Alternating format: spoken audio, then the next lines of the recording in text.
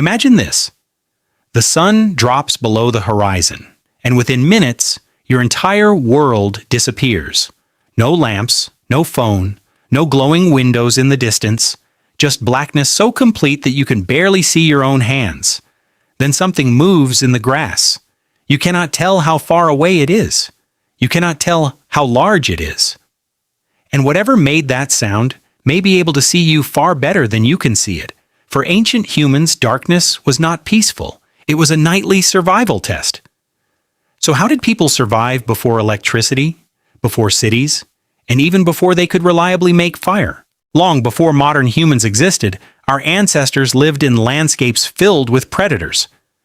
During the day, humans could watch the horizon, spot danger, and move in groups. But after sunset, nearly every advantage disappeared. The first rule of surviving the night was simple. Do not get caught in the wrong place when the light disappears. That meant finding shelter early, staying close together, and treating sunset like a deadline.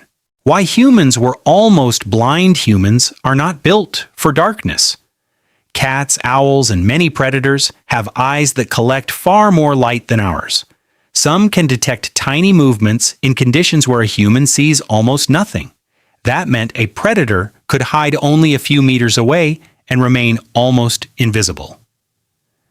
Humans could not win the night with eyesight. They had to survive it with memory, hearing, planning, and cooperation. The night hunters.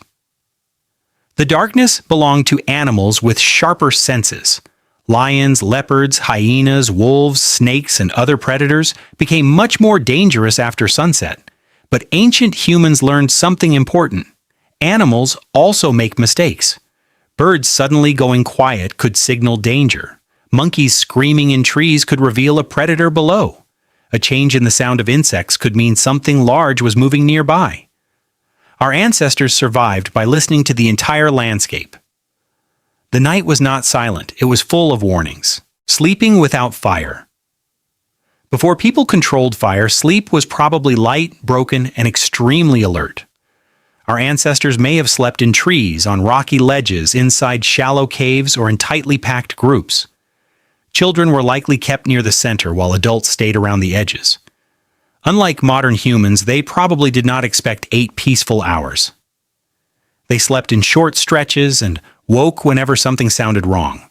The first campfire's fire changed everything.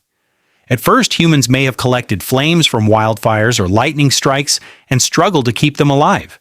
Fire gave warmth, light, and protection. Predators avoided the flames, smoke repelled insects, and cooked food became easier to digest. But the greatest change may have happened after the meal was finished. For the first time, humans could remain awake together after sunset. How fire changed the human mind. Around the fire, the night became social. People could share food, repair tools, teach children, plan hunts, and tell stories. This may have strengthened language and memory. A dangerous animal could be described, a water source remembered, and a hunting mistake turned into a lesson. The fire did more than push back darkness. It created time. Hours that were once controlled by fear could now be used for learning, bonding, and imagination. The campfire may have been one of humanity's first classrooms.